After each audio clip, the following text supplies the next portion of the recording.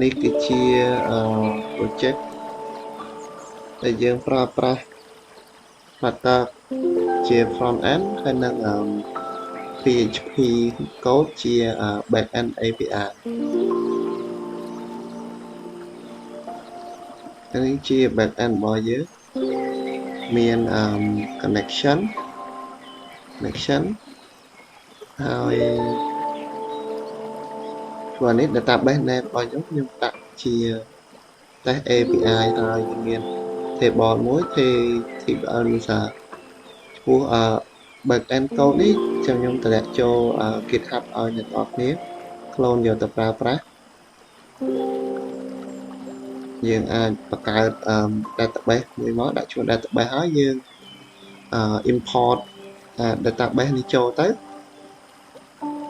ហើយយើងមើលឈ្មោះរបស់យើងចង់ដាក់ឈ្មោះអីក៏បានដែរហើយចំពោះ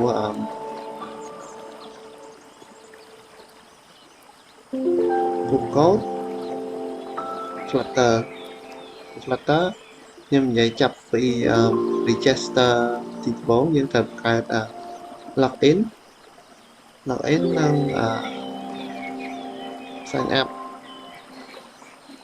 នេះមាន sign up ចេះទៅ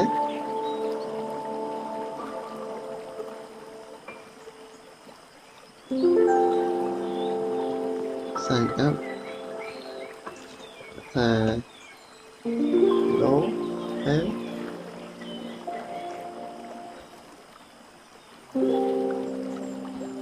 មកចេះទៅយើង sign up ហើយវា load ចូលទៅ dashboard របស់យើងហើយយើងអាចធ្វើការ login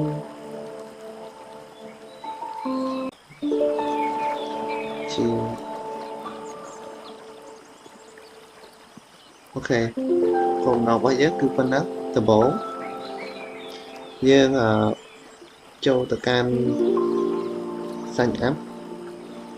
មុនធ្វើអានោះបានយើងត្រូវdownload dependency 3យើងមាននេះមាន3នេះយើងមានHTTP មាននេះយើងប្រើនេះបានយើងប្រើតា HTTP នេះមួយទៀតទៅប៉ុណ្ណឹងទៅបានហើយHTTP នេះមួយហើយនឹងshare reference ប្រើតែពីរហ្នឹងក៏បានដែរ3ប្រើបានអញ្ចឹង add dependency យើង search មកហើយយើង add dependency មកមិនដូចជា HTTP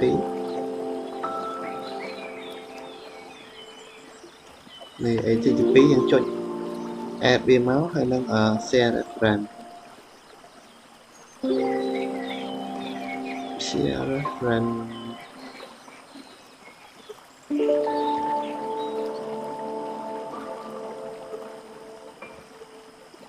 នេះ share reference យើង add មួយទៀតមក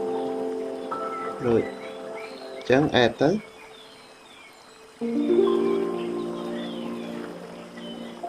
ចំពោះ code sign up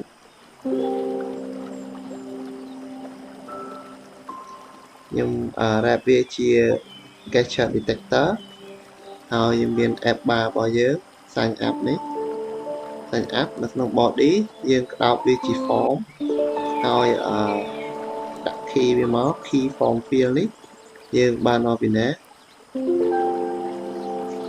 បានមកពីនេះខ្ញុំប្រកាសជើងមើលហើយនៅក្នុង sign up នេះយើង sign up ទៅលើ3 field ទីមួយយើងមាន full name username ហើយនិង password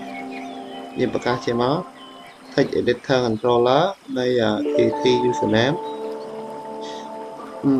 full name password ហើយនឹងទីមួយទៀតហ្នឹងគឺ confirm password ហើយយើងមាន string pass string ពីរមកមាន password ហើយនឹង confirm password ជាដំបូងយើង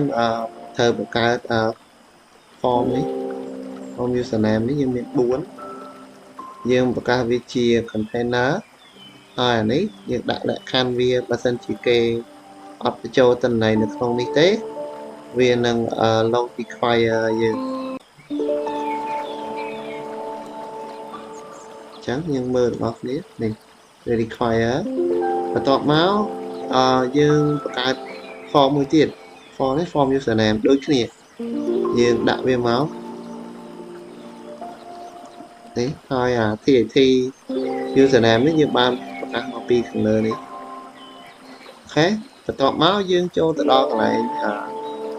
មួយទៀតនេះគឺ confirm គឺ password នេះយើងប្រកាសវាមកដាក់លក្ខខណ្ឌវាសិនថា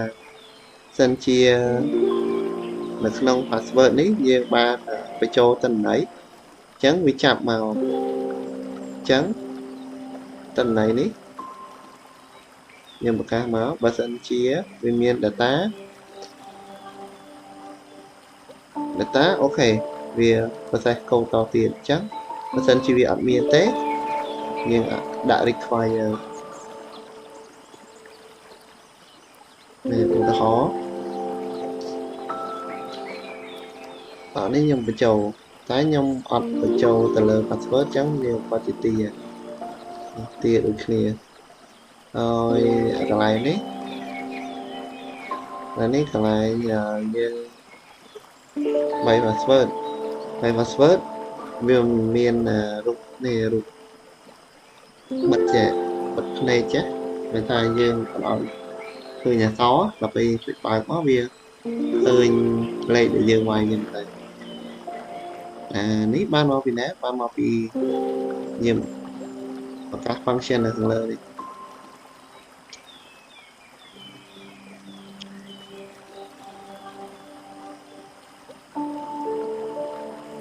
ចំពោះconfirm password ដូចគ្នាដែរយើងដាក់មក on chain នេះក៏យើងបានមកពីណាយើងតាមពីណាខាងលើនេះដាក់នេះអូខេ confirm password អញ្ចឹងយើង check ទៅលើពីលក្ខខណ្ឌទី1យើងតម្រូវឲ្យគេបញ្ចូលឧទាហរណ៍ថាគេអត់បញ្ចូលអញ្ចឹងទៅយើងឲ្យប្រាប់ឲ្យគេបញ្ចូលមកហើយនឹងមួយទៀតគឺ password និង confirm password អត់ត្រូវគ្នាឧទាហរណ៍ថានេះវាមាន1 13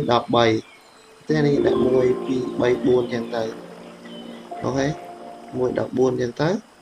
ខ្ញុំវាស្មើគ្នាអញ្ចឹងវាប្រកាសជា load លក្ខខណ្ឌមកថា password does not match អូខេ password អត់ match គ្នាទេតបមកដូចគ្នាមកយើងចូលទៅដល់លក្ខខណ្ឌមួយទៀតនេះគឺលក្ខខណ្ឌយើង sign up នៅពេលដែលយើងបំពេញតាម form នេះអស់ហើយយើង sign up ទៅវាប្រកាសចូលអញ្ចឹងដើម្បីឲ្យបតនចុច OK នេះដំណើរការយើង design វាមកដាក់ជា container ហើយនឹងនេះយើងមាន on press ប្រើ on press ហើយយើងត្រូវទៅបង្កើតfunction មួយសម្រាប់ធ្វើការបញ្ចូលទិន្នន័យអញ្ចឹងប្រកាសមក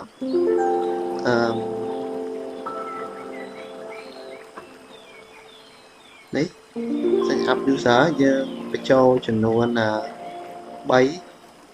field យើងមានfull name username និង password មកហើយអានេះគឺជា URL របស់យើងមានថាយើងបង្កើត file ទៀតមកហើយផ្ទុកទៅលើURL យើង URL នេះបានមកពីក្នុងណាបានមកពីទូរស័ព្ទនេះអានេះ IP នេះបោះទូរស័ព្ទហើយអានេះគឺជាឈ្មោះរបស់ project ហើយ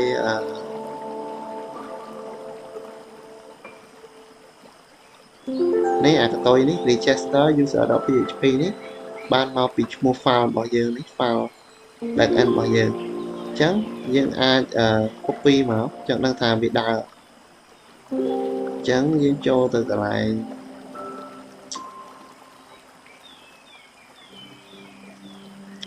នេះ copy មកអូខេ copy ហើយខ្ញុំចូលទៅកាន់ ច្រោមអូអត់កើតទេចេញយើងវាយមក10ចុច0.2.2 slash API API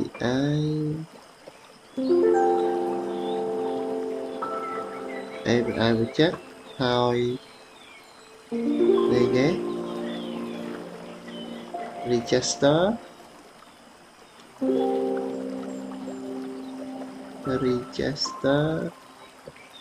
user .php chẳng nâng theo việc chạy nhá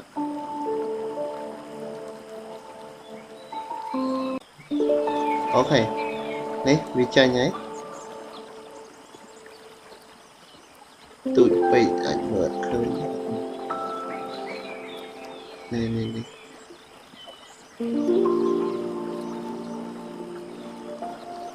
đấy cứ việc chạy nhé việc á việc tận cá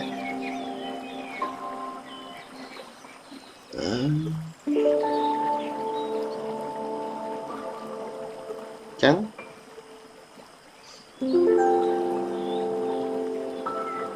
rồi bị tọt máu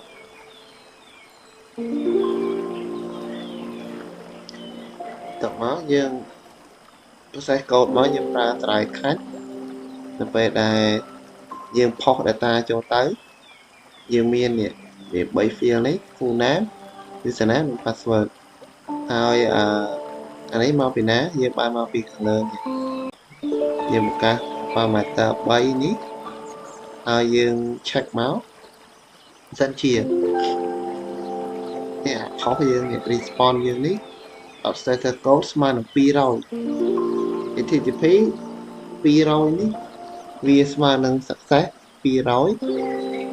chẳng dương tiền máu ta chơi sân đi code dot body rồi bật sân chia success vì mà muối chẳng dương pra share reference ní làm bấy sao nơi store tục nơi form miền bỏ user bỏ dương nắng thì dương bán sign up cho nắng dương miền đôi chia ID name password page user type email xem nhá hai nick mỗi tiết cứ đập bây là dương sign up là dương register nick cứ vi chầu vì true rồi dương navigate biết tới cái lại dashboard rồi anh ấy dương ra push and remove until ní nằm bay trẻ nằm bay để dương chui bạc chắc dương mẹ nè dương miền bạc đó ai chuẩn chắc việc bạc tất lại đà bạc trắng bà sân chỉ dương ra push remove until nóng viên trẻ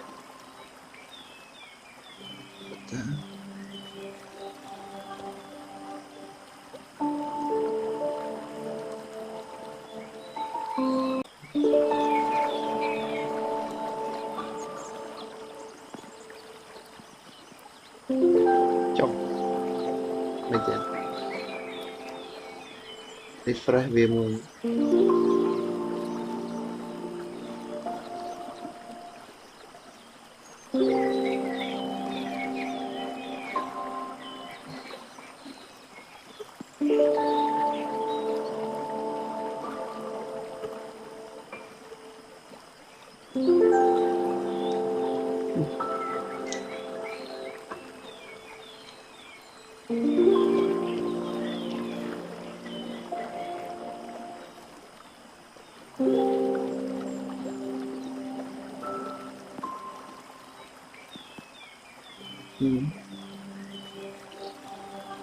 ai đâu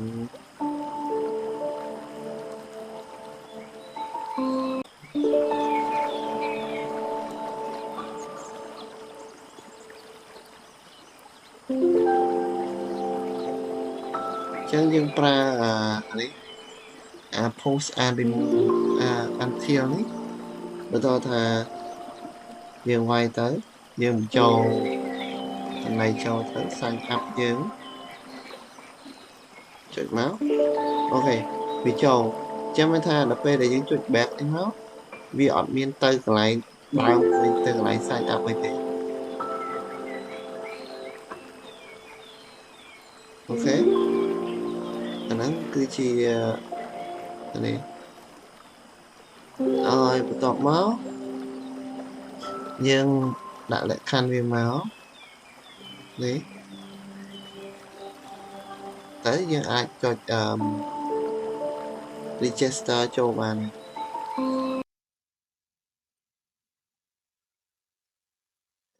តបមកយើងទៅមើលកន្លែង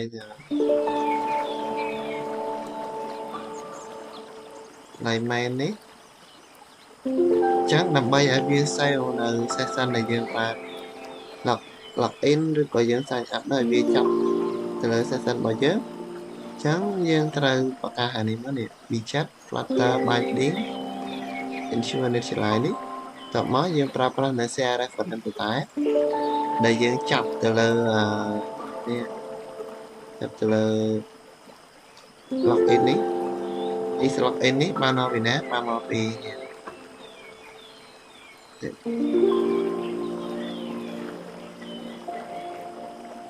នេះមកពីនេះមកពីណានឹង sign up យើងក៏មាន sale ហ្នឹងអូខេ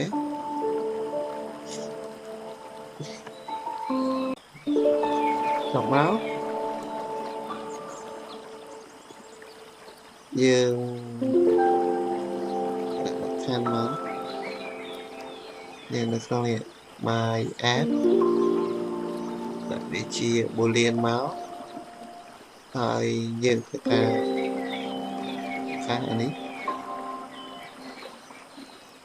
require this dot is login ចឹងនៅកន្លែងនេះយើងដាក់មកទី1 is login នេះបើសិនជាវា true ឲ្យវាមានន័យថាយើងបាន login រួចហើយអញ្ចឹងវានឹងចូលទៅកាន់ app dashboard នេះតែម្ដងបើសិនជាយើងអត់តបាន login ទេវានឹងចូលទៅកន្លែង sign up នេះ sign in របស់យើងនេះ login អូខេតែវាមានប៉ុណ្្នឹងឯងឈ្មោះកូដខ្ញុំនឹងតម្រាក់ឲ្យអ្នកទាំងអស់គ្នាតាមGitHub នេះគឺជាគំរូអ្នកទាំងអស់គ្នាអាច clone បញ្ជាក់ហ្នឹងទៅហើយយកទៅមើលធ្វើប្រើប្រាស់កែអីផ្សេងៗបានតាមទៀតចឹងតែមកអ្នកថា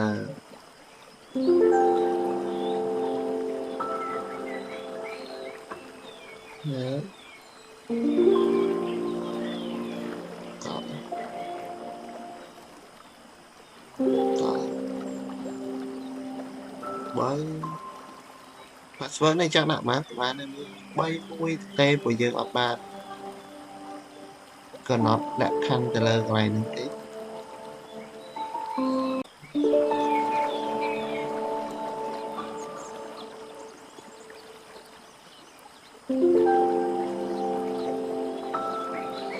ត្រូវ start app